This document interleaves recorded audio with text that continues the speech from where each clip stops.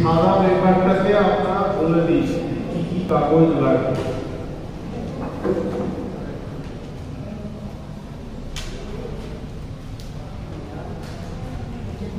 আর একটা জিনিস আমি একটু ঘোষণা করে দিচ্ছি, সেটা হচ্ছে এই প্রোগ্রামের শেষে আপনাদের সামান্য টিফিনের আমরা অ্যারেঞ্জমেন্ট করেছি। আপনারা যখন বেরিয়ে যাবেন তখন একটা করে টিফিন প্যাকেট নিতে ভুলবেন না, একটা টিফিন প্যাকেট নিয়ে যাবেন।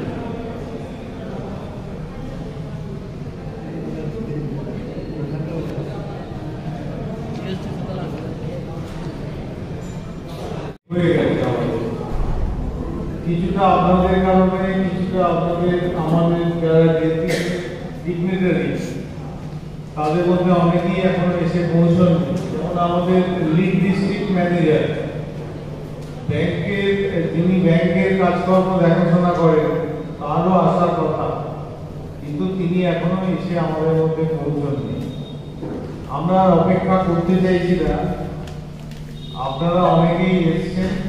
আপনাদের সামনে আমরা আমাদের যে উদ্দেশ্য নিয়ে আজকে আপনাদেরকে ডাকা হয়েছে, তো সেগুলো বলবো আমরা। তো আমাদের এই এখানে যারা উপস্থিত আছেন, আমি একটু আলাপ করিয়ে দিই। জিএম সাহেব বেরিয়ে গেলেন, একটু বাইরে আছেন, উনি আছেন তপন বাবু। উনি এই পিএমডিপি স্কিমটা দেখাশোনা করেন, উনি পিএমডিপি স্কিমের ম্যানেজার। এখানে আছেন কোঅপারেটিভ ব্যাংকের আধিকারিক।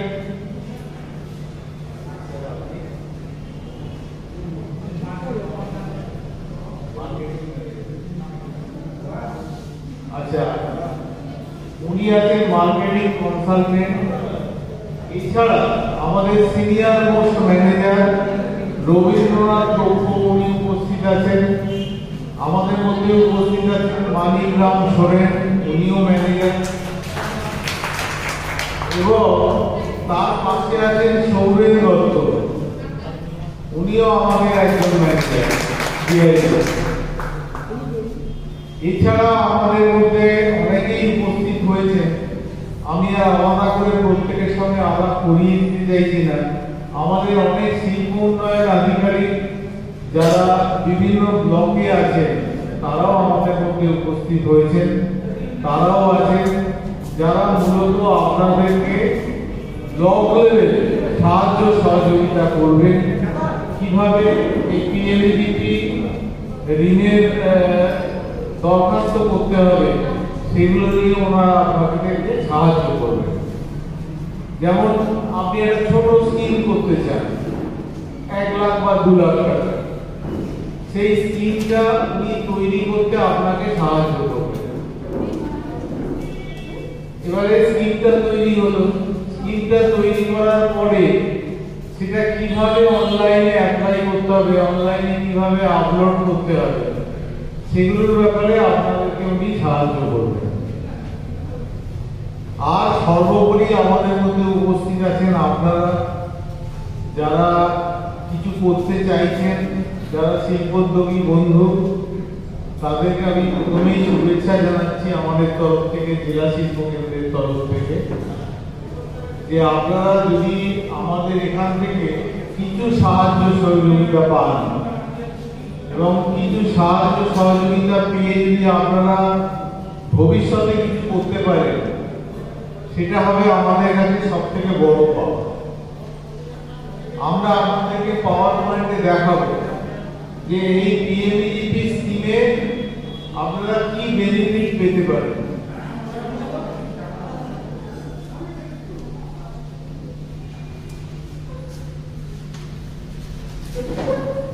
আপনারা বসে যান, সবাই বসে যান।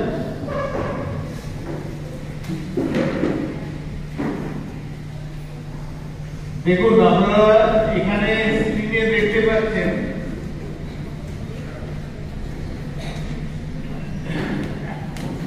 Awareness programme on prime minister employment generation programme, PMG. এটাকে আমরা সংক্ষেপে বলি পিএমইজিপি, যার বাংলাটা হচ্ছে প্রধানমন্ত্রী কর্মসৃজন প্রকল্প। এই প্রকল্পের মাধ্যমে কি হয়? এই প্রকল্পের মাধ্যমে কাজ তৈরি হয়, অর্থাৎ আপনি নিজেকে কাজের সঙ্গে যুক্ত করবেন, আবার আপনার সঙ্গে সঙ্গে আপনি আরো 2 জন 4 জন 5 জনকে কাজ দেবেন। কি করে কাজ দেবেন? আপনি ধরুন একটা ছোটখাটো কিছু কাজ করছেন, কিছু হাতের কাজই করছেন, আপনি সেখানে আরো 2 লোককে কাজ দিতে পারেন। অর্থাৎ আপনি নিজে যেমন যুক্ত হচ্ছেন, তার সঙ্গে সঙ্গে আপনি আরো 2-4টে লোককে কাজ দিতে পারছেন। সেই কারণেই এই তিনটার নাম হয়েছে প্রধানমন্ত্রী কর্মসৃজন প্রকল্প, অর্থাৎ কাজ তৈরির প্রকল্প। বুঝতে পেরেছেন আপনারা সবাই নিশ্চয়ই?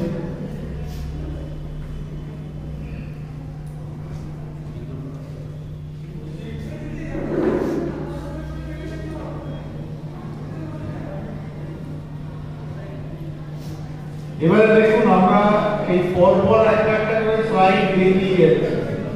পরের স্লাইডটা দেখুন,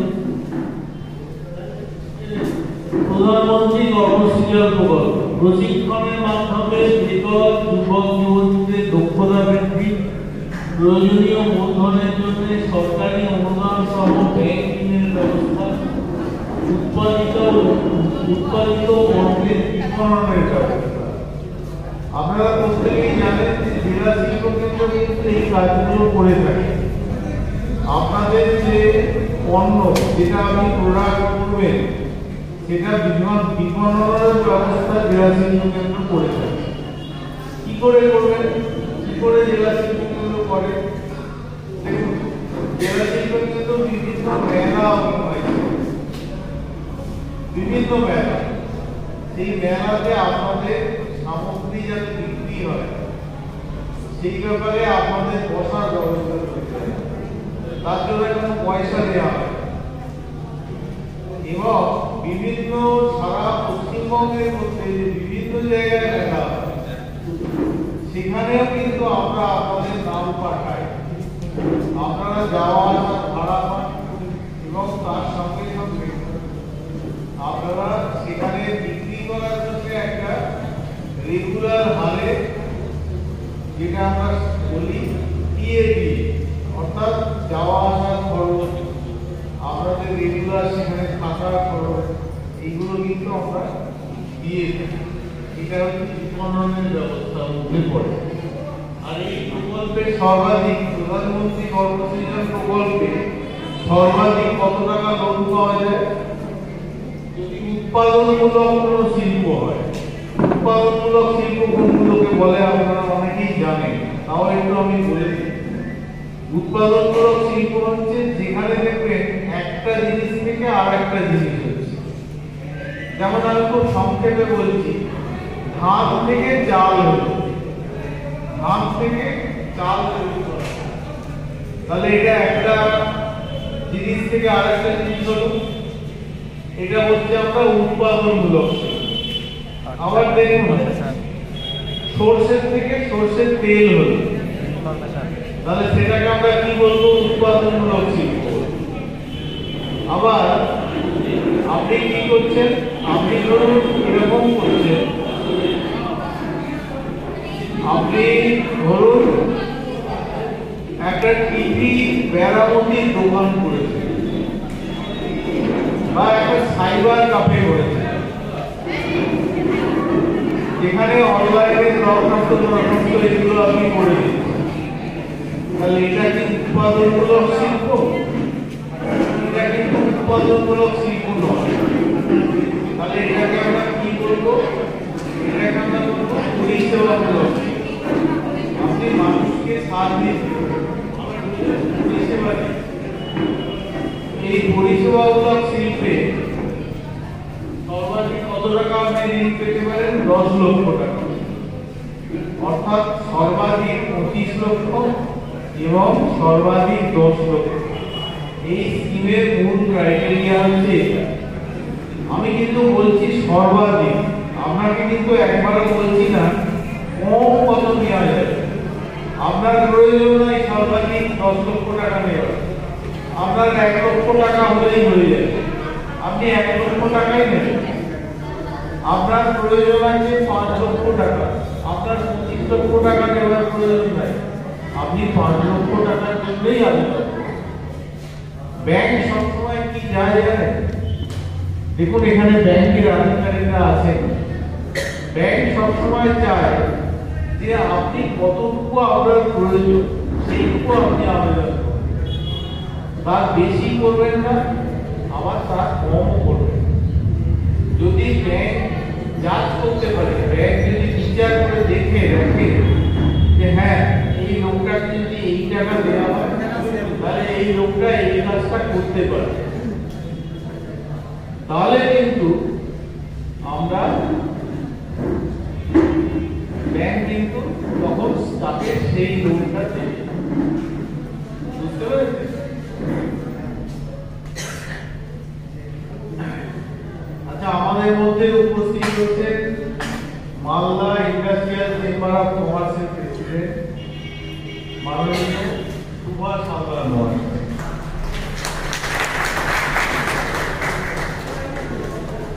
আমাদের জিএম সাহেবও আমাদের মধ্যে উপস্থিত হয়েছেন। আমরা এটা একটু চালিয়ে যাই, এরপরে আমাদের মধ্যে আরো অনেকেই বক্তব্য রাখবেন, বলবেন, আপনাদেরকে গাইড করবেন। এর পরের স্লাইডটা দেখুন। আবেদনকারী সম্প্রদায়, আবেদনকারীর নিজস্ব রাশি, অনুদান রাশি।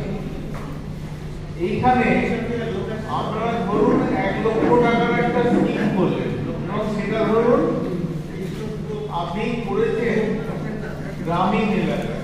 আপনি একটা সাধারণ পরিবারের লোক, সাধারণ পরিবারের মানে এসসি, এসটি, ওবিসি, মাইনরিটি বা আপনি মহিলা নন, এরকম পরিবারের ব্যক্তিও হন, তাহলে আপনার নিজস্ব প্রয়োজন কতটা? 10%, অর্থাৎ 1 লাখ টাকার প্রকল্প করলে আপনাকে দিতে হবে 10,000 টাকা। দিতে হবে মানে এটা কি টাকাটা ব্যাংকে দিয়ে দিতে হবে? তা কিন্তু নয়, অর্থাৎ 10% আপনার বিনিয়োগ, আপনি 10% টাকা বিনিয়োগ করবেন আপনার প্রকল্প। আর যদি রিজার্ভ ক্যাটাগরি হন, এসসি, এসটি, ওবিসি, সংখ্যালঘু অথবা মহিলা, মহিলাদের জন্য কিন্তু এই প্রকল্পে একটা বিশেষ ছাড় আছে। মহিলারা যদি হন এবং যদি গ্রামীণ এলাকায় হন তাহলে কিন্তু আপনি দেবেন কত? মাত্র 5%, অর্থাৎ 1 লাখ টাকায় 5,000 টাকা আপনার প্রকল্পে আপনার বিনিয়োগ, বাকি 95 টাকা দেবে আপনাকে ব্যাংক, অর্থাৎ 5% আপনার নিজস্ব বিনিয়োগ, বাকি 95 টাকা ব্যাংক। এবারে দেখুন অনুদান কত। যদি গ্রামীণ এলাকা হয় তাহলে আপনি পাবেন কত? 15%, 25%। যদি সাধারণ পরিবারের কেউ, আর যদি শহর এলাকা হয় তাহলে সাধারণ পরিবারের অনেকটাই কমে যাবে, সেটা হয়ে যাবে অনলি 15%, শতকরা 15 টাকা। এটা হচ্ছে অনুদান। আর যদি গ্রামীণ এলাকায় হয় এবং আপনারা ওইদিকে চলে গেলে ভালো হতো। এরকম হয়, দেখুন নিচে দেওয়া আছে, তাহলে অনুদানের পরিমাণ 45%। ভাবুন একটা ইয়ের ক্ষেত্রে 35 টাকা আপনার অনুদান, সেটা সরকার দিচ্ছে। এই অনুদান আপনারা কখন পাবেন? যদি আপনাকে ব্যাংক ঋণটা দেয়। ব্যাংক যদি ঋণ না দেয় তাহলে কিন্তু আপনার অনুদান পাওয়ার কোনো সম্ভাবনা নাই। অর্থাৎ ব্যাংকে ঋণটা দিতে হবে। আমি আগেই বলছিলাম যে ব্যাংকের ঋণ পেতে গেলে আপনাকে কিন্তু ব্যাংকের অনুযায়ী ব্যাংক যা চায় সেইভাবে আপনাকে তৈরি করে দিতে হবে। কিভাবে আপনারা এগোবে? ব্যাংক সবসময় চায় আপনার যতটুকু প্রয়োজন আপনি ততটুকু ঋণের আবেদন করুন।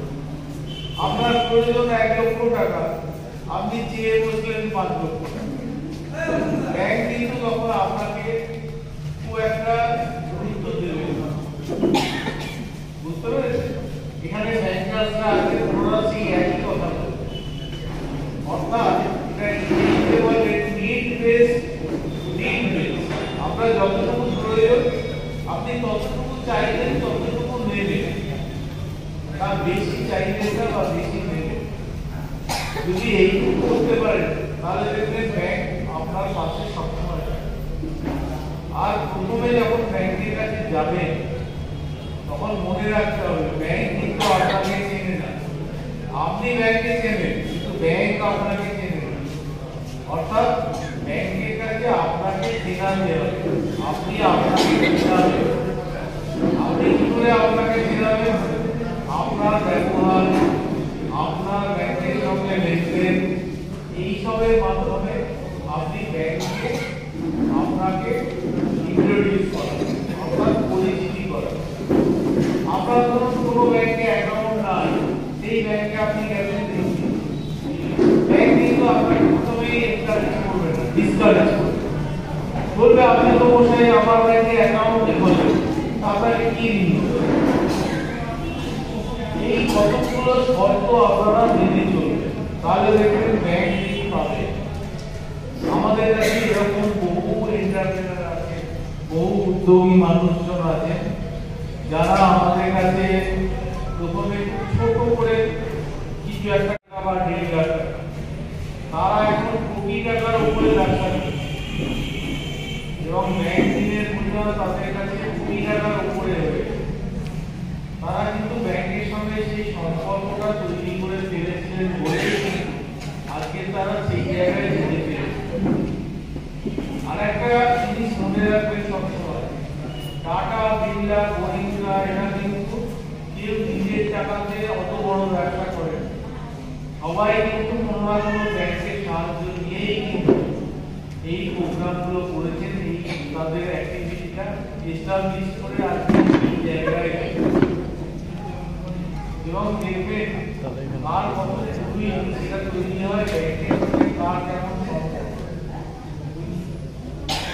সুতরাং এটা যদি আপনারা মাথায় রাখেন তাহলে ব্যাংক পেতে আপনাদের খুব একটা অসুবিধা হবে।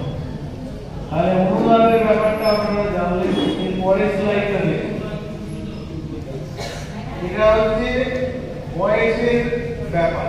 বয়স কত বয়স হলে আপনারা আবেদন করতে পারবেন?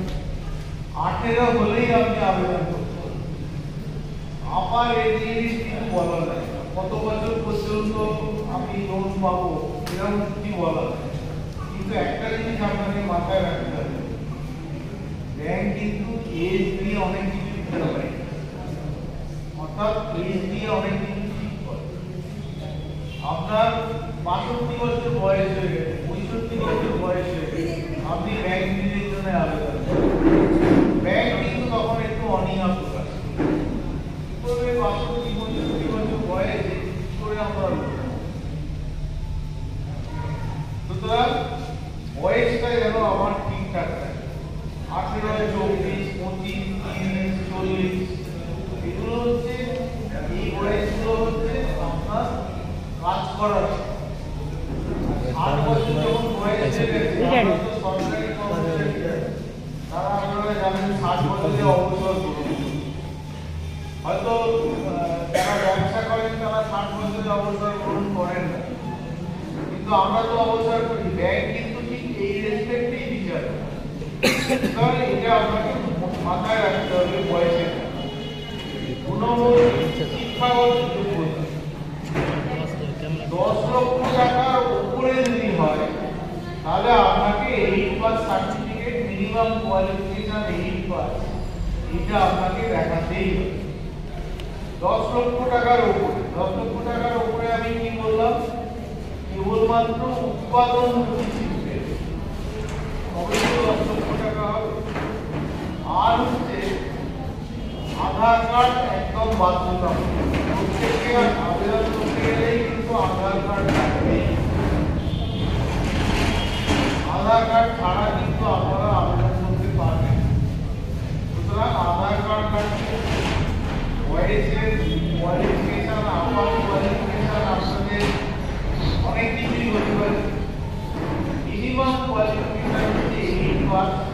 সেটা 10 লক্ষ টাকার উপরে।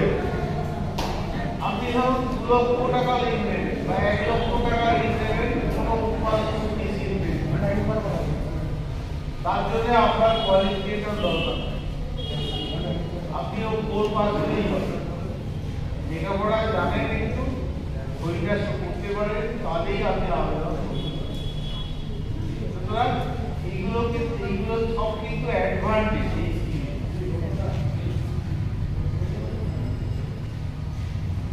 এবারে দেখুন কি কি কাগজ লাগবে। আমরা আপনাদেরকে একটা করে সাদা পেপার দিই, ওই কাগজগুলো কিন্তু আপনাদের লাগবে।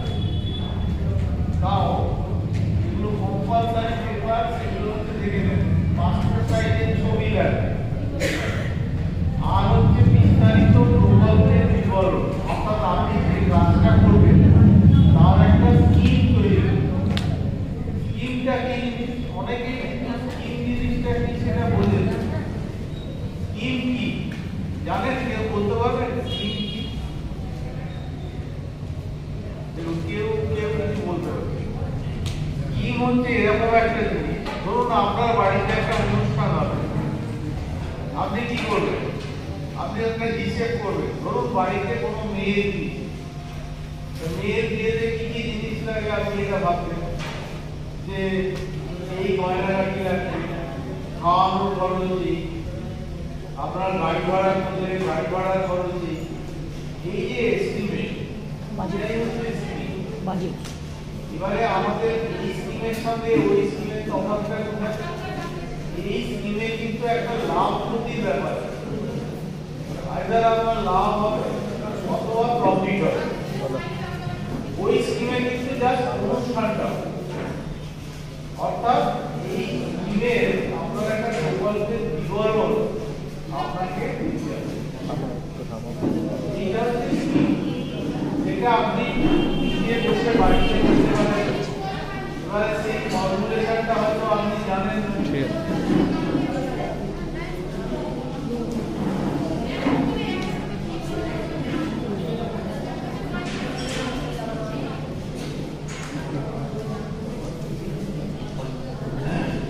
আচ্ছা, আমি একটুখানি ব্রেক দিচ্ছি, ডিটেইলসে আমরা আবার আলোচনা করব। আমাদের মধ্যে হ্যাঁ চা খেয়ে যাবেন আপনারা প্রত্যেকে। আচ্ছা, টিফিন আমরা শেষে দিয়ে দেবো বলেছি। আচ্ছা, আমাদের মধ্যে উপস্থিত আছেন ব্যাংকের আধিকারিক, কোঅপারেটিভ ব্যাংকের ম্যানেজার।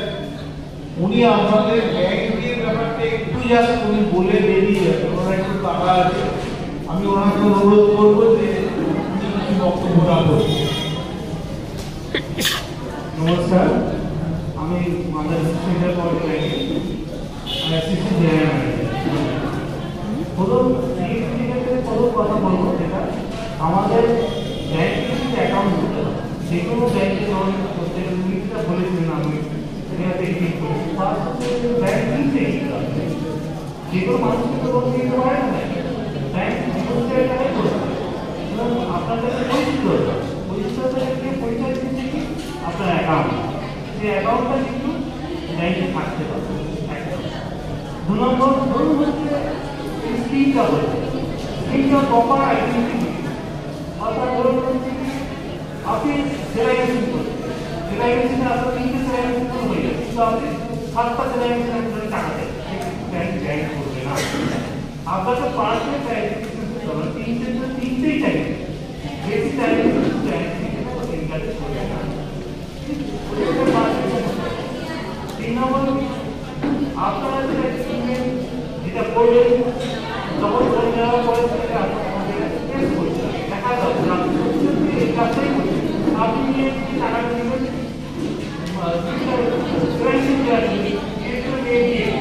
সেটা তো হবে না। আইডেন্টিটি তাহলে সেই কাজটা যেন না হয়, ডাইভার্সিটি ফান্ড না হয়, এগুলো কিন্তু মাথায় রাখি। আর যেটা তো তুমি বলবেন ভয়েস ফ্যাক্টর, একদম পারফেক্ট কথা আমি বলে না, এই ফ্যাক্টর আমাদের একটা মানুষের একটা ভয়েস কম্পোজ করতে তারপরে কিন্তু একটা কিন্তু ব্যাংকে কোনো 3টে কারণ আছে। প্রথম মানুষটা একটা মজাই আপনার যে মানুষটা যে কোনো সময় সবাই না করে মানুষের সার্টিফিকেটটা মজাই মাই ওটা দেখাটা কি হয় ব্যবসা নষ্ট হয়ে যায় তাহলে যত কম বয়সে আমরা তত ব্যবসা নেই সেটা আমরা মোটামুটি একটা এলিজিবল 45 ইয়ার্স অবধি আমরা অ্যালাউ করি 45 ইয়ার্স অবধি এলিজিবল এইগুলো হচ্ছে আর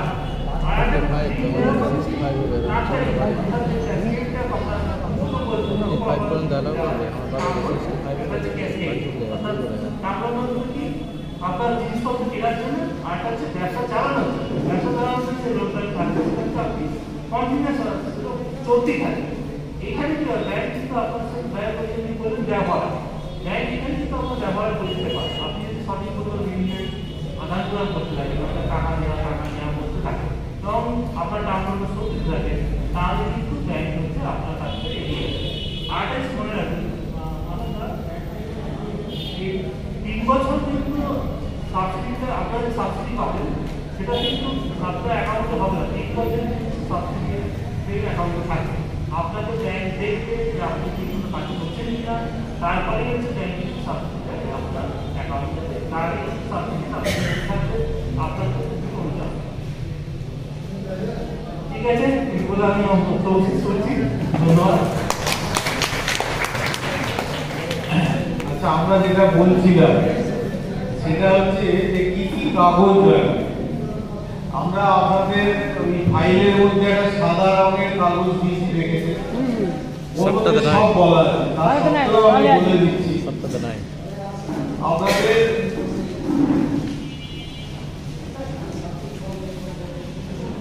একটা করে পাসপোর্ট সাইজের কালার ফটোগ্রাফ লাগবে যেগুলো অনলাইনে আপনাকে আপলোড করতে হবে আর কি লাগবে আমি বললাম ডিটেইল প্রজেক্ট রিপোর্ট অর্থাৎ একটা স্কিম আপনি কি কাজ করবেন তার স্কিমটা আপনাকে লাগবে 3 নম্বরে কি বললাম আধার কার্ড কম্পালসরি আধার কার্ড আপনার লাগবেই আধার কার্ড ছাড়া কিন্তু আপনি দরখাস্ত করতে পারবেন ঠিক আছে আর হচ্ছে শিক্ষাগত যোগ্যতা আমি আগে বললাম অন্তত 8 পাস হতে হবে আপনি হায়ার কোয়ালিফাইড হতেই পারেন যে সার্টিফিকেট আপনার হাইয়েস্ট যা কোয়ালিফিকেশন সেই সার্টিফিকেটটা আপনাকে দিতে হবে ঠিক আছে আর এছাড়াও আরো বেশ কিছু কাগজ লাগবে যদি আপনি এসসি এসটি ওবিসি বা সংখ্যালঘু হন তাহলে তার একটা সার্টিফিকেট লাগবে আপনারা অনেকেই প্রশ্ন করবেন আমি যে সংখ্যালঘু এই সার্টিফিকেট আমাকে কে দেবে অন্য কাউকে দিতে হবে না আপনার এলাকার যে প্রধান তিনি দিলেই হবে অর্থাৎ সংখ্যালঘু সার্টিফিকেট আপনার প্রধান দিলেই হবে আর কি লাগবে আপনি কতটা ওই কাজে অভিজ্ঞ যে কাজটা করতে চাইছেন সেই কাজে যদি আপনার কোনো এক্সপেরিয়েন্স সার্টিফিকেট থাকে তাহলে সেইটা দেবেন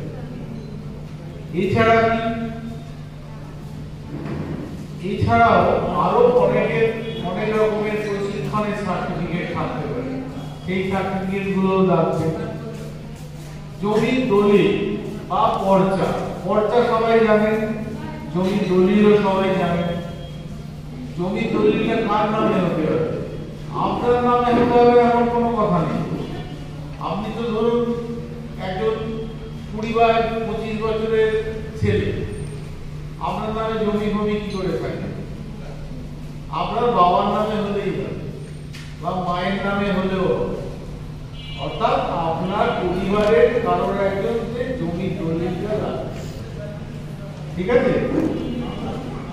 যদি আপনার এলআইসি থাকে কোন ধরনের এলআইসি থাকে সেই এলআইসির কাগজটা লাগবে পলিসিটা লাগবে আর কি প্রধানের একটা সার্টিফিকেট লাগবে কি সার্টিফিকেট দুটো সার্টিফিকেট লাগবে দুটো বা তিনটে এক নম্বর হচ্ছে প্রধানের রেসিডেন্সিয়াল সার্টিফিকেট বলে অর্থাৎ আপনি যে ওই এলাকায় বসবাস করছেন সেই সংক্রান্ত একটা সার্টিফিকেট। আর কি আপনার পরিবারের মোট সদস্য কতজন, অর্থাৎ আপনার উপরে নির্ভরশীল কতজন, এই সার্টিফিকেটটাও প্রধানের লাগবে। আপনার উপরে নির্ভরশীল ধরুন আপনার স্ত্রী এবং আপনার একটা বাচ্চা, যদি আপনার পরিবারের সদস্য সংখ্যা 3 জন হয় তাহলে তার উপরে একটা নম্বর আছে, সেই নম্বরটা আপনি পাবেন। আর যদি পরিবারের সদস্য সংখ্যা অনেক বেশি হয়, 8 জন 10 জন হয়ে যায়, তাহলে ওই নম্বরটা আপনি পাবেন। আমরা সবসময় আবেদনকারীকে গাইড করি এরকম ভাবে। ওনারা কি করেন, ওনাদের একটা সেন্টিমেন্ট আছে, বাবা মাকে বাইরে রাখবো, সবাই পরিবারের অন্তর্গত। বাবা মা হয়তো সত্যি সত্যি আলাদা থাকে, বাবা মা আছে, আমার স্ত্রী আছে, আমার 2 বাচ্চা আছে, তাহলে কতজন হয়ে গেল, মোট 6 জন হয়ে গেল। 6 জন মানে ওই নম্বরটা আপনারা পাবেন। তাহলে এই সংক্রান্ত একটা প্রধান সার্টিফিকেট লাগবে যে আপনার সদস্য সংখ্যা কতজন। সেটা যদি 3 জনের মধ্যে হয় তাহলে নম্বরটা আপনি পাবেন, 3 জনের বেশি না হলে নম্বরটা পাবেন না। এই যে লাল কালিতে এগুলো লেখা আছে। আর কি লাগবে, আপনার কি ইনকাম ট্যাক্স ফাইল আছে? যদি ইনকাম ট্যাক্স ফাইল থাকে তাহলে তার ধরুন কেউ একটু বড় প্রজেক্ট কিছু করতে চাইছে, 25 লাখ টাকার প্রজেক্ট করছে, সেক্ষেত্রে আপনার ইনকাম ট্যাক্স ফাইল থাকবে, তার রিটার্নটা আপনাকে জমা দিতে হবে। মানে জমা দিতে হবে মানে আপলোড করতে হবে ইনকাম ট্যাক্স ফাইল।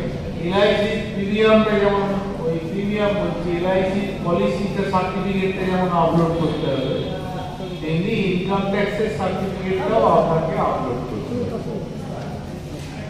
এছাড়া আপনার প্যান কার্ড লাগবে, ট্রেড লাইসেন্স লাগবে, জিএসটি যদি থাকে সেটা লাগবে।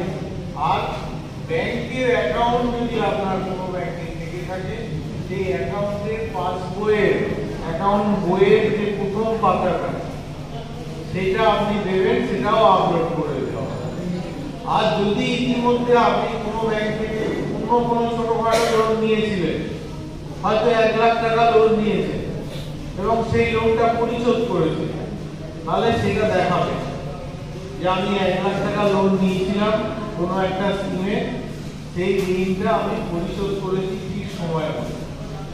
এগুলো দেখালে কি হবে বলুন তো, ব্যাংকের কাছে আপনার ক্রেডিবিলিটিটা অনেক বেশি হবে।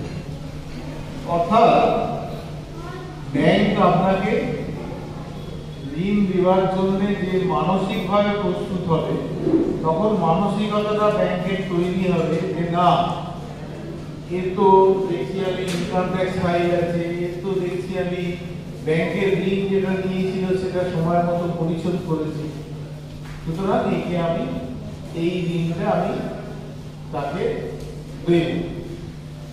অর্থাৎ ব্যাংকের সঙ্গে আপনার সহমত যদি হয় তবেই তো আপনাকে ব্যাংক ঋণ দেবে।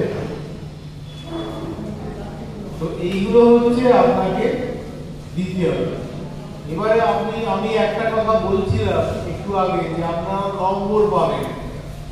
এই যে পেপারগুলো, এই পেপারগুলো যে নম্বরগুলো আছে, সেই নম্বরগুলো নিয়ে যদি 60 না হয় তাহলে কিন্তু আপনাদের প্রপোজালটা ব্যাংক পর্যন্তই যাবে। অন্তত পক্ষে আপনাকে 60 পেতে হবে, 60 না পেলে কিন্তু আপনাদের লোন প্রপোজাল ব্যাংকে যাবে না, ব্যাংকে ফরওয়ার্ডই হবে না। ফরওয়ার্ড কোন অফিস থেকে হবে, আপনি যেই আবেদন করবেন সেটা ডিআইসি পোর্টালে ঢুকে যাবে। ডিআইসি পোর্টালে ঢোকার পরে আমরা ডিআইসি তরফ থেকে পরীক্ষা করে দেখবো আপনার আবেদন যে আপনি কত নম্বর পাচ্ছেন, সব পেপার দিয়েছেন কি দেন, কতগুলো পেপারের ঘাটতি আছে, সেই অনুযায়ী আপনাদের একটা নাম্বারিং হবে। সেই নাম্বারিংটা যদি 60 না হয় তাহলে কিন্তু আপনার ঋণ প্রপোজালটা ব্যাংকে যাবে না। অর্থাৎ আপনাকে এটা মাথায় রাখতে হবে, আমাকে আমার প্রপোজালটা ব্যাংকে পাঠাতে হবে, নইলে তো ব্যাংকের সঙ্গে সম্পর্ক তৈরি হবে কি? ব্যাংকে যদি প্রপোজালই না যায় তাহলে ডিআইসিতে এসে পড়ে থাকবে, ডিআইসি থেকে রিজেকশনই হয়ে গেল। এবারে ডিআইসিরও হাত পা বাঁধা, যদি আপনার শার্ট না হয়, ডিআইসি ক্ষমতা নাই পাঠানো, ডিআইসিও পাঠাতে পারবে না। সুতরাং আপনাদেরকে এই জিনিসগুলো মাথায় রাখতে হবে, ঠিক আছে?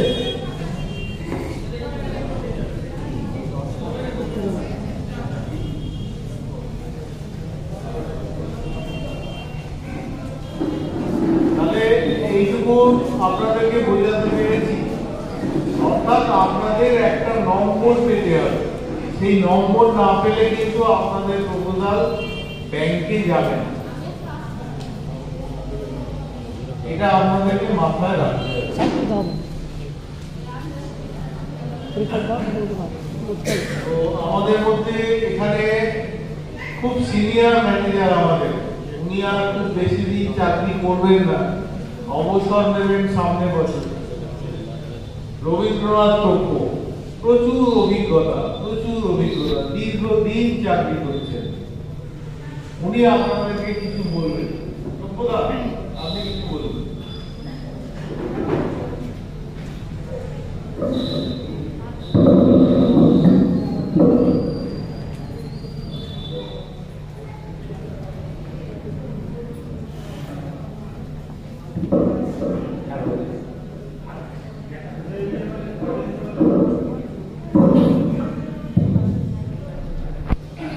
নমস্কার। আমাদের প্রত্যেককেই আমাদের অতি সম্প্রতি আমাদের বড় উৎসব দুর্গা পূজা তথা কালী পূজা এবং শেষ জগদ্ধাত্রী পূজার শুভেচ্ছা অভিনন্দন জানাচ্ছি ব্যক্তিগত তরফ থেকে এবং আমাদের ডিআইসির তরফ থেকে। আপনারা আজকে এসেছেন আমাদের পিএমজিপি লোনের অর্থাৎ প্রধানমন্ত্রী কর্মসৃজন প্রকল্পের সচেতনতা শিবিরে অংশগ্রহণ করা হয়। এই পিএমজিপি লোন সম্পর্কে কারো যদি কোনো অভিজ্ঞতা থাকে, কেউ যদি নিয়ে থাকেন তাহলে একটু হাত তুলুন। আছেন কেউ আপনাদের মধ্যে? পিএমজিপি লোন নিয়েছেন একজন, আর কেউ?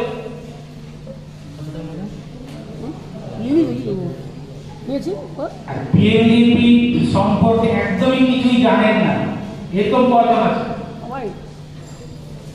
কিছুই জানেন না পিএমজিপি সম্পর্কে? সবাই জানে না। নতুন তো আমরা এই 10-12 জন বাকি সবাই জানেন তাহলে? সবাই জানে না।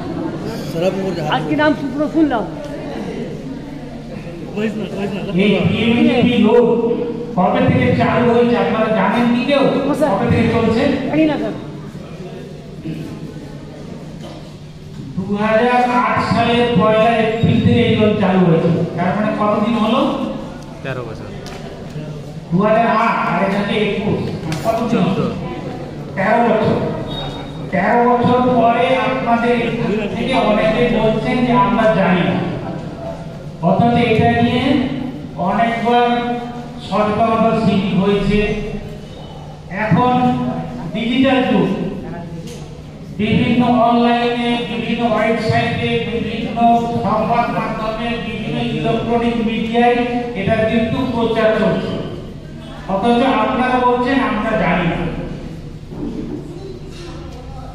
এই না জানাটা আমাদের নিজেদের কিছুটা ব্যর্থতা, অর্থাৎ হয় আমরা আপনাদেরকে বলতে পারি বা আপনাদের জানার আগ্রহটা তৈরি হয়। এই পিএমজিপি লোনটা কেন শুরু হয়েছিল? কি দরকার ছিল গভর্নমেন্টের এই লোনটা চালু করা? কোনো প্রয়োজনীয়তা ছিল কি? কেউ বলেন ছিল কি না? ছিল।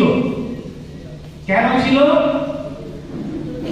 আমরা দীর্ঘ কয়েক দশক থেকে দেখতে পাচ্ছি হাজার হাজার লাখ লাখ ছেলে মেয়েরা শিক্ষিত, বহু শিক্ষিত, উচ্চ শিক্ষিত হয়ে এখন পথে ঘাটে ঘুরে বেড়াচ্ছে। ঠিক বলছি? পথে ঘাটে ঘুরে বেড়াচ্ছে, কোথাও চাকরি নাই, চাকরি থাকলেও কিভাবে হচ্ছে সবারই জানা আছে। সরকার চেয়েছিল এইভাবে অর্ধশিক্ষিত উচ্চশিক্ষিত বেকাররা যারা গ্রামে গঞ্জে শহরে ঘুরে বেড়াচ্ছে তাদের ঘুরে বেড়াতে হবে না, তাদের নিজেদের পায়ে দাঁড়ানোর একটা সুযোগ তৈরি করা হয়েছিল। সেই সুযোগটা কিন্তু আমরা অনেকে নিয়েছি, বেশি অংশটাই নিতে পারে। আর এইখানে যারা উপস্থিত আছেন বেশিরভাগটাই এখানে আমি দেখতে পাচ্ছি সব হচ্ছে আর্টিজান সেক্টর। আর্টিজান সেক্টর মানে হাতের কাজের সাথে যুক্ত। একটু দয়া করে দিদিরা ভাইরা একটু হাত তুলবেন, এখানে হাতের কাজের সাথে যুক্ত কতজন এসছে? তাহলে এবার দেখেন এখানে হাতের কাজের সাথে যুক্ত কতজন আছেন এখানে? অথচ এখানে কেউ লোন নিয়েছে কি হাতের কাজের? এই পিএমএডি স্কিমে কিন্তু এই আর্টিজানদের হাতের কাজের লোনের ব্যবস্থা আছে। আমরা জানি না, দিতে পারি না, কিভাবে যাব, কোথায় যাব, কাকে ধরবো, এই আমরা খুঁজে বেড়াচ্ছি। তাহলে উদ্দেশ্য সরকারের ছিল একজন বেকার যুবক যুবতী অর্ধশিক্ষিত উচ্চশিক্ষিত হোক, চাকরির পেছনে না দৌড়ে নিজের শ্রমটা কাজে লাগিয়ে ব্যাংক থেকে পুঁজি গ্রহণ করে একটা ব্যবসা ইন্ডাস্ট্রি শুরু করলে এখন একটা গ্রুপ ডির চাকরি কত টাকা বেতন হয়? 25,000 টাকা। আর একজন যে কারখানা ছোট কারখানা করেছে, এইখানে অনেকে সফল উদ্যোগী আছেন পিএমএডি লোন নিয়ে, তারা বলবেন নিজেদের অভিজ্ঞতা, তারা এখন 50,000 টাকা মাসে রোজগার করছে। 50,000 একটা চাকরিতে কি কম টাকা রোজগার হলো?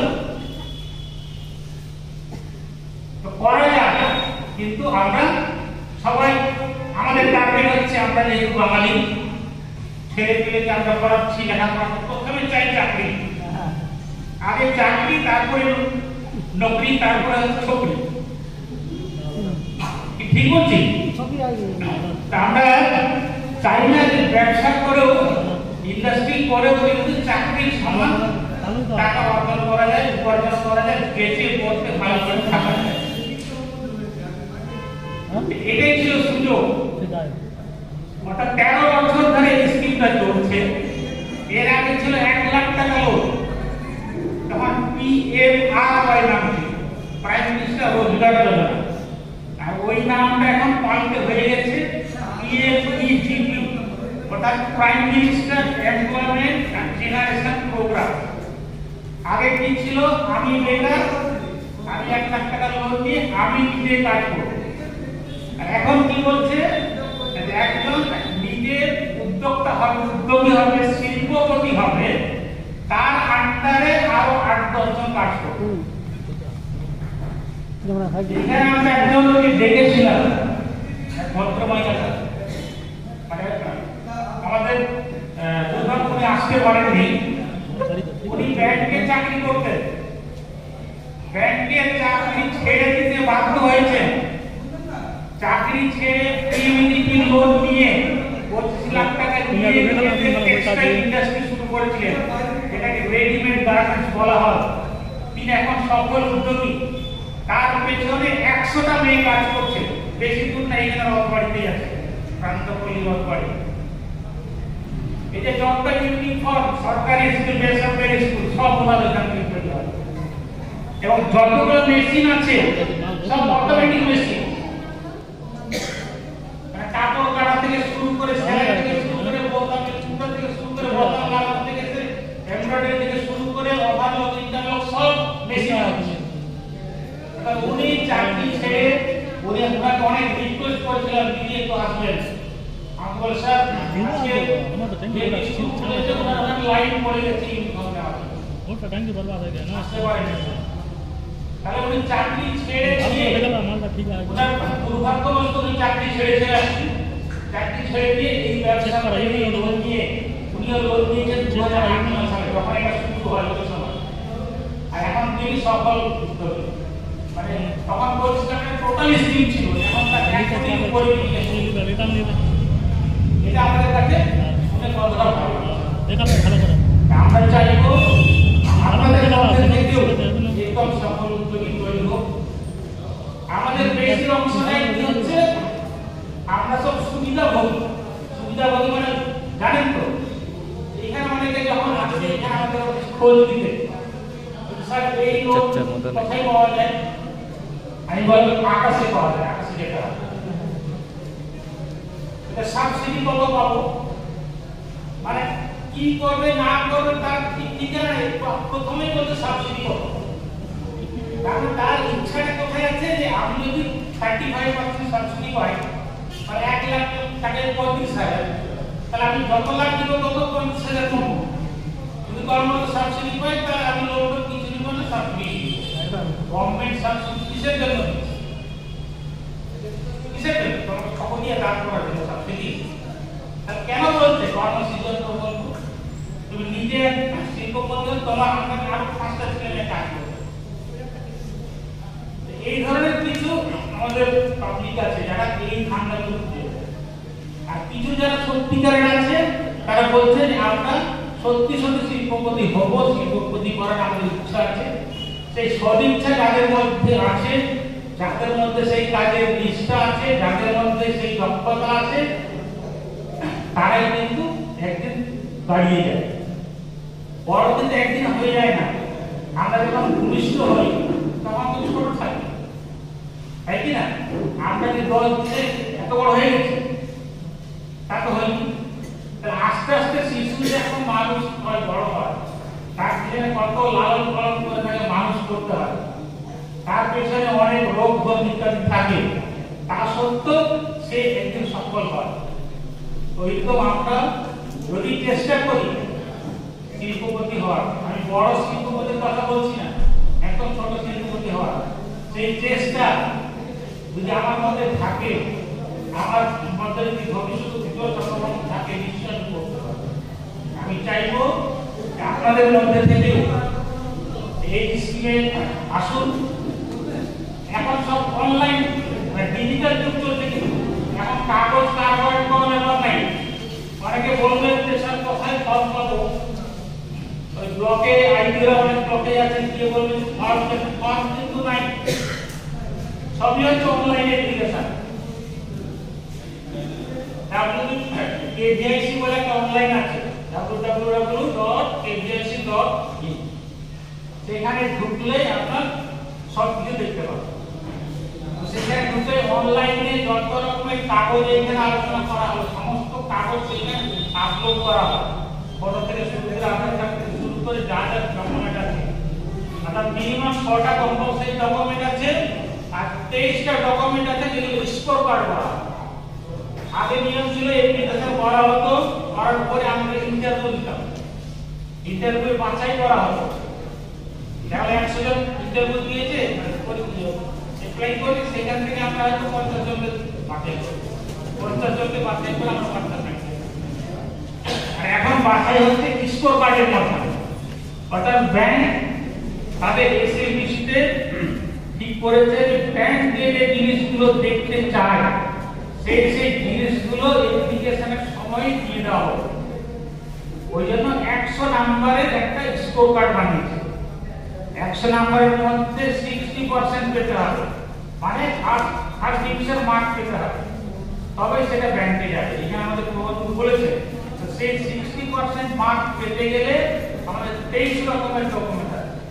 এই 23 রকমের ডকুমেন্ট যারা অনলাইন জানেন, অনলাইনে কিন্তু বলে দেওয়া আছে, এখানে বলে বলা ছিল সেই 23 রকমের ডকুমেন্টগুলো আপলোড করতে হবে। তার মধ্যে পেমেন্ট থেকে শুরু করে ইনকাম ট্যাক্স যদি কাগজ থাকে সেটা, এলআইসি থাকে সেটা, আপনার মার্কেটিং করবেন কিভাবে করবেন সেটা, লোকেশনাল অ্যাডভান্টেজ কি লাগবে সেটা, এই সমস্ত জিনিস নিয়ে ডকুমেন্টগুলো আছে। অনেকটা নিজে থেকে তৈরি করা যাবে, কিছু আছে যেটা প্রধানের কাছ থেকে নিতে হবে। এই ধরনের ডকুমেন্টগুলো আপলোড করলে তার থেকে বড় জিনিস হচ্ছে প্রজেক্ট তৈরি করা। প্রজেক্ট মানে হচ্ছে আপনি কিসের লোন নিতে চাই। একটা জিনিস মাথায় রাখবেন, এই লোনটা দুটো ক্যাটাগরিতে হয়। একটা হচ্ছে উৎপাদনমূলক কাজ। উৎপাদনমূলক মানে বুঝতে পারলাম কি, অর্থাৎ মেশিন পত্র কিছু থাকবে, সেইখান থেকে আপনার কাঁচামাল থেকে একটা জিনিস তৈরি হবে, একটা জিনিসের রূপান্তর হয়ে একটা শিল্প পণ্য তৈরি হবে, সেটাকে আমরা বলছি উৎপাদনমূলক কাজ। সেটা যে কোনো উৎপাদনমূলক কাজ হলে কিন্তু হবে না,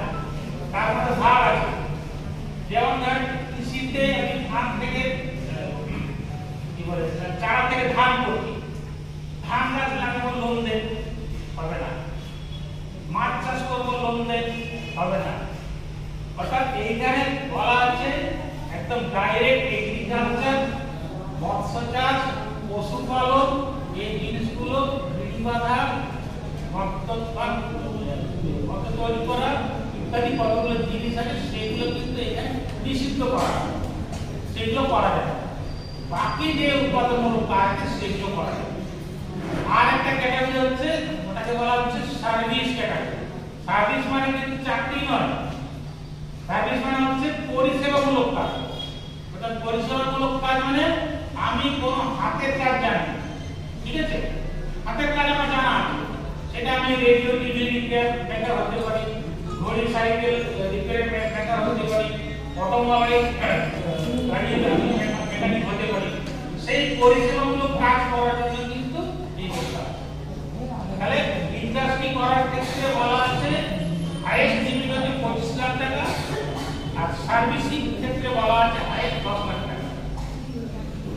আর এখানে শিক্ষাগত যোগ্যতা মানে কতটা বলা হলো? শিক্ষাগত যোগ্যতা মিনিমাম 8 পাস বলা হলো। তো ওইখানে বলা আছে 10 লাখ টাকার উপরে যদি কোনো স্কিম হয় ইন্ডাস্ট্রির ক্ষেত্রে তখনই 8 পাস বাধ্যতামূলক।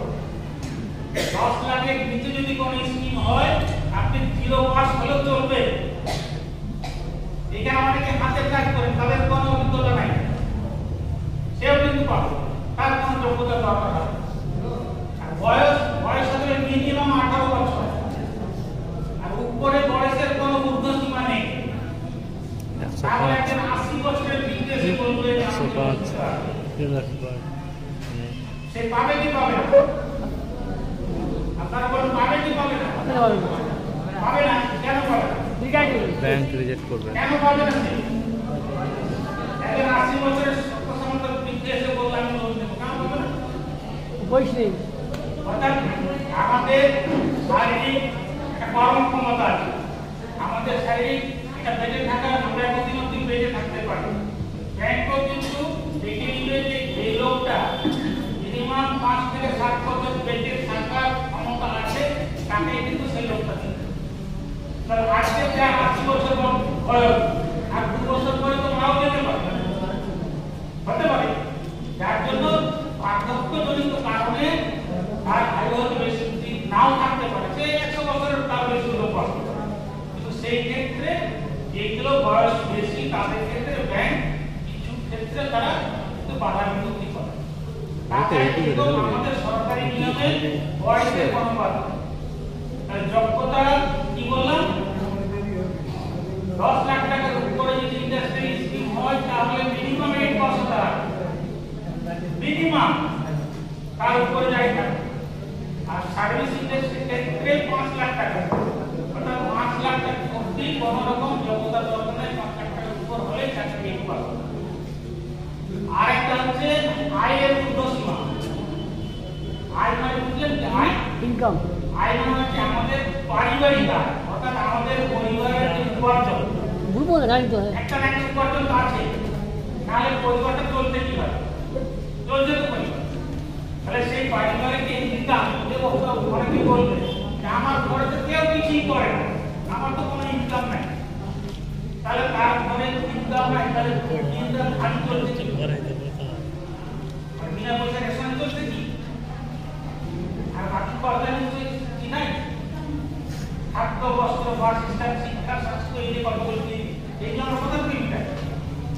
ইনকাম কিছু না কিছু সবারই আছে।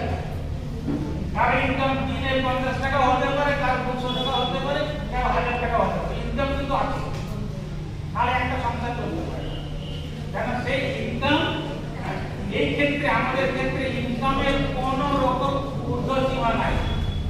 অর্থাৎ আপনার মাসে 1 লাখ টাকা ইনকাম থাকলে এই লোনের জন্য অ্যাপ্লাই করতে পারবেন, মাসে 10 লাখ টাকা থাকলেও এই লোনের জন্য। এই তিনটা জিনিস, মূল জিনিস আপনাদের বলে দিলাম: শিক্ষাগত যোগ্যতা, পারিবারিক ইনকাম, আর একটা হচ্ছে বয়স। তাহলে বয়সের ক্ষেত্রেও মিনিমাম 18 হতে হবে, ঊর্ধ্বে কিছু নাই। তবে আমরা সরকারের চেষ্টা করি 50 বছর 55 বছর অবধি আমরা চাইবো আগামী দিনে এই যে প্রজেক্টগুলো অনেকে ভাবছে যে আমরা কি করব, এটা অনেকে ভাবছে হয়তো এত কিছু তো বলা হলো, তাহলে আমরা কি করব? কিছু একটা করতে হবে নাকি? কিসের জন্য লোনটা দিব? আজকে একজন আমার কাছে এসেছিল, এসে বলছে স্যার আমার 2 লাখ টাকা লোন লাগবে। কিসের জন্য লোনটা লাগবে? বলে না 2 লাখ টাকা আমাকে ব্যবস্থা করে দেন না। আপনি কি করেন? আমি বললাম বলছে আমি ফাস্ট ফুডের দোকান এগুলো করি, চপ ঘুগনি এইসব। তার মানে চপ ঘুগনি এইগুলো তো ভালো রোজগার, দিনে একবেলা কাজ করে ঘরে আরেকটা দোকান করে, তাতে কমসে কম 1000 টাকা করে ইনকাম হয় একবেলা। জানেন কি সবাই? যারা এই চপ ঘুগনি বিক্রি করে, এই যে কি বলে চাউমিন এগরোল হ্যান্ডেল বিক্রি করে, এর হিসাব রেখেছে কেউ? একটা বেলাতে 1000 টাকা মিনিমাম ইনকাম হয়, 1000 টাকা কম বলা হয়। এই তো একজনকে বলছেন আন্দোলন করে আপনি ফাস্ট ফুডেরই দোকান করেন, বলছেন আমার তো আছে, তাহলে আমি বললাম আমাদের বললাম যদি আপনি ক্ষমা করবেন, আমাদের যে কোনো সিস্টেমটা নেই, আপনাকে ফাস্ট ফুডের দোকান করার জন্য যে যে জিনিসপত্র লাগে, আপনার ফ্যান থেকে শুরু করে আপনার হাঁড়ি ঘোড়ায় রান্না লাগে, তার জন্য একটা আমাদের এস্টিমেট আছে। এস্টিমেটটা কি ধরনের হবে? আমাদের 2 ধরনের ক্যাপিটাল লাগে, একটা হচ্ছে ফিক্সড ক্যাপিটাল আর একটা হচ্ছে ওয়ার্কিং ক্যাপিটাল। ফিক্সড ক্যাপিটাল আমাদের কি কি থাকে? আপনাদের জমি বাড়ি, যদি যন্ত্রপাতি কিছু থাকে, আসবাবপত্র কিছু থাকে, ইনস্ট্রুমেন্ট থাকে, তার জন্য যে খরচ, অর্থাৎ যে ক্যাপিটালটা ফিক্সড হয়ে যায় তার জন্য একটা ক্যাপিটাল লাগে। আর একটা ওয়ার্কিং ক্যাপিটাল, অর্থাৎ আপনার মাসে মাসে সপ্তাহে সপ্তাহে যে ক্যাপিটাল দিয়ে আপনি ব্যবসাটা চালান, যেটাকে বলা হয় ওয়ার্কিং ক্যাপিটাল। যে ওয়ার্কিং ক্যাপিটালের মধ্যে আপনার গভর্নমেন্টের হতে পারে, তারপর আপনার এখানে কিছু কাজ করবেন, সেরকম কর্মচারীদের বেতন ইত্যাদি হতে পারে, এবং অন্যান্য খরচ, আনুষঙ্গিক যে খরচগুলো থাকে, আপনার কি বলে কন্ট্রাক্ট ট্যাক্স থেকে শুরু করে আপনার ইন্স্যুরেন্স থেকে শুরু করে অন্যান্য খাতাপত্র মেনটেন করার যে খরচগুলো থাকে, ইলেকট্রিসিটি ইত্যাদি, এগুলো তো আনুষঙ্গিক খরচ বলা হয়। এই 3টা জিনিস কিভাবে ওয়ার্কিং ক্যাপিটাল, এই fixed capital are working capital দুটো যোগ করে দিলে একটা প্রজেক্ট হয়। এই প্রজেক্টের অনুসারেই তখন আপনাকে নির্ধারণ করা হবে টোটাল প্রজেক্ট। আমি মিনিমাম বললাম 1 লাখ টাকা দিতে হবে। কেউ টাউনের বাসিন্দা হবে, সেই তার ক্ষেত্রে জেনারেল ক্যাটাগরি হলে সাবসিডি হবে 15%। সেই যদি জেনারেল ক্যাটাগরি গ্রামে হয় তাহলে তার ক্ষেত্রে কত হবে?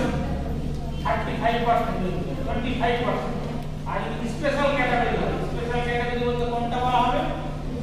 SC, ST, OBC, minority, ex serviceman, physically handicap এবং মহিলা, এই 6টা ক্যাটাগরিকে বলা হয় স্পেশাল ক্যাটাগরি।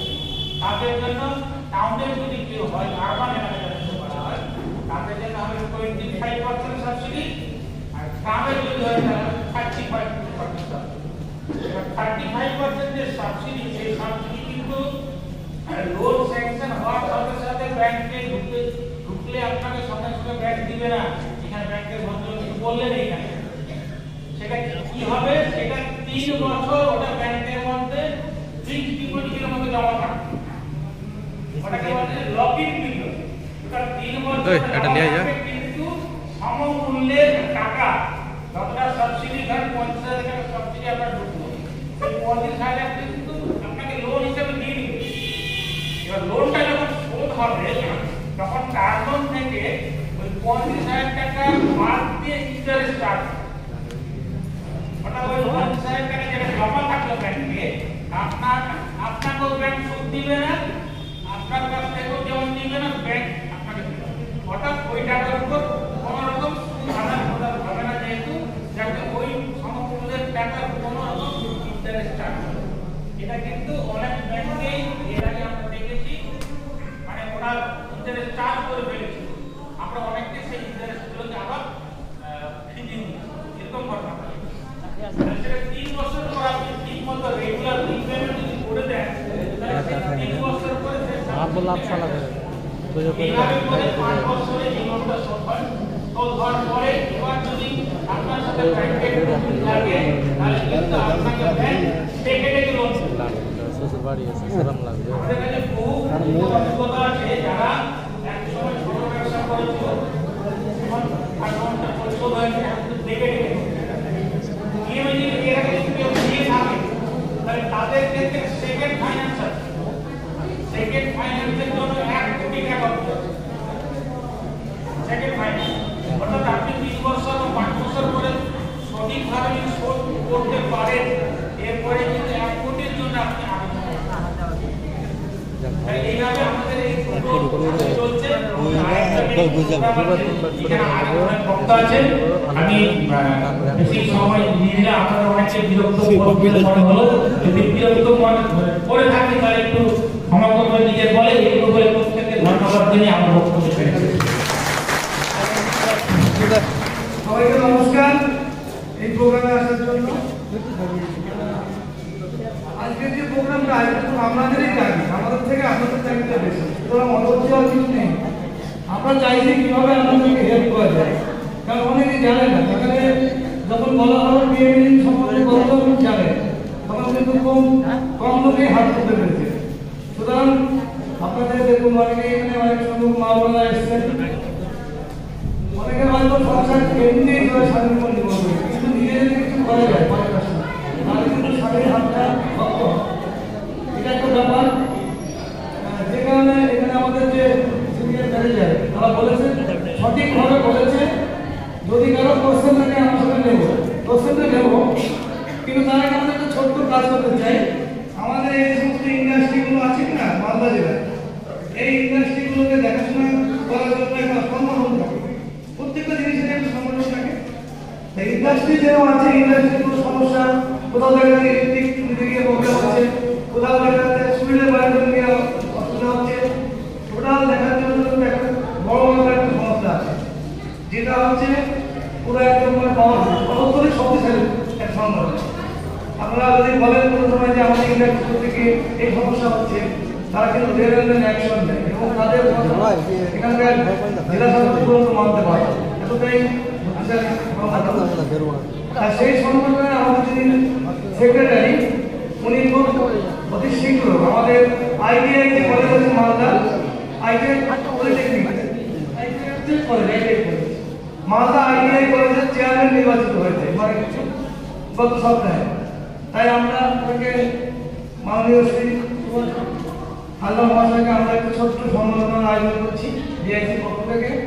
তাকে উত্তরী এবং ফুলের বুকে দিয়ে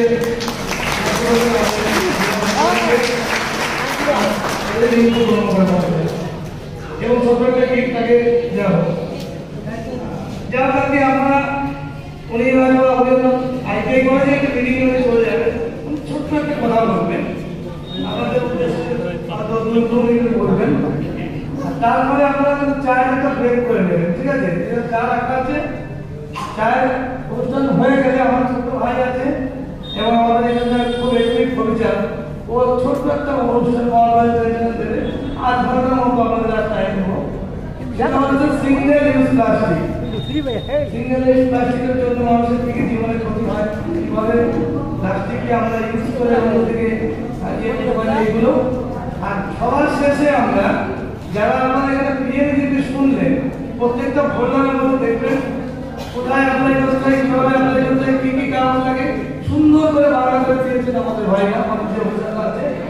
তারপরে যদি কারো কোশ্চেন থাকে কিভাবে অনলাইনে অ্যাপ্লিকেশন করতে হয়, সেটাও কিন্তু আমরা দেখানোর ব্যবস্থা করেছি। যদি আপনাদের ধৈর্য থাকে সেটা আমরাও দেখাবো। কিন্তু দেখুন এই আজকের প্রোগ্রাম টোটাল দায়িত্ব কিন্তু আপনাদের, আপনাদের জায়গায় কিন্তু আমরা আপনারা যখন ধৈর্যের কথা বলবেন আমরা উত্তর করবো। সুতরাং আমি মনে করি আপনারা কিছু করার জন্য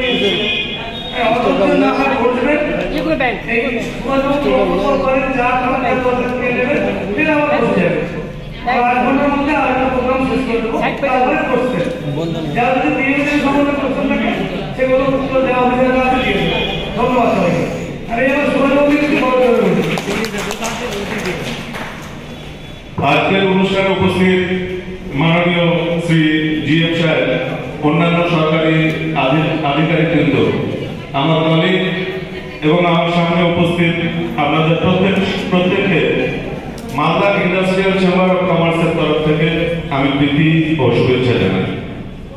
অনেকক্ষণ ধরে দেখছিলাম আমাদের এই দুই সাহেব, ওই সাহেব আর কাকুদা আমাদের পড়িয়েই যাচ্ছে, অনেকক্ষণ ধরে পড়াচ্ছে।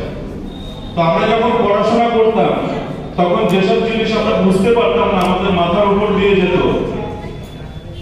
আমাদের ব্রেনটা একেবারে ব্ল্যাক হয়ে যেত, কিছুই বুঝলাম না।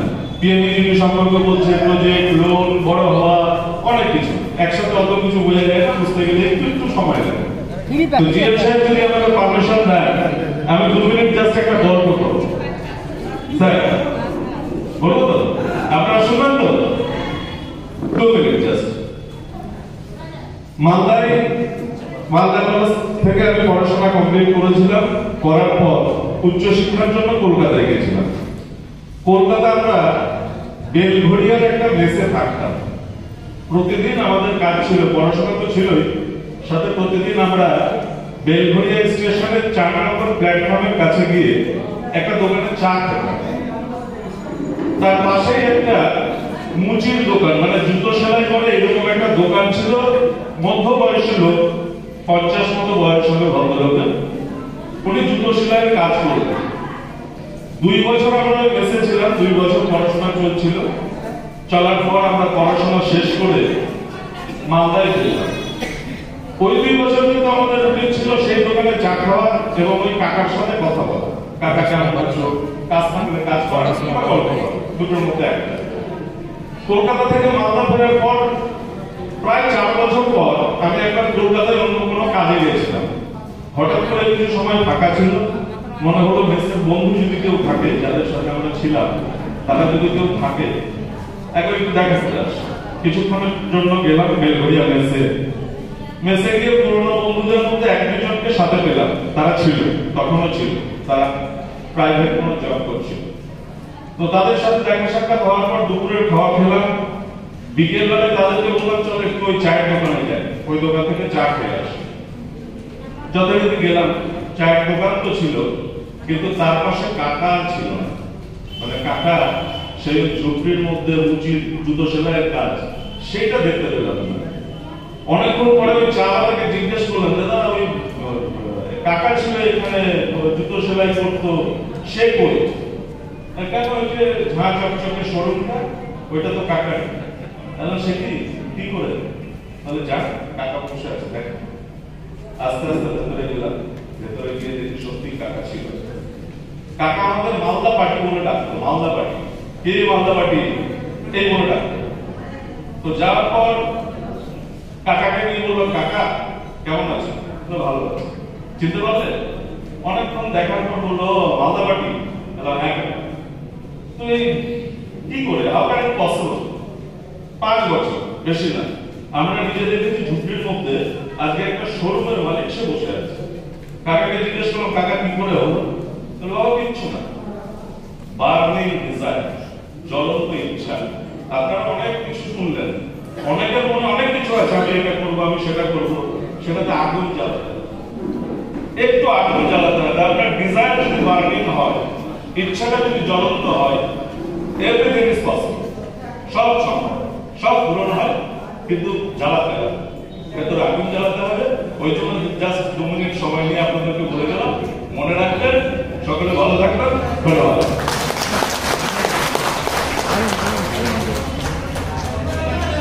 আগুন চলে গেল।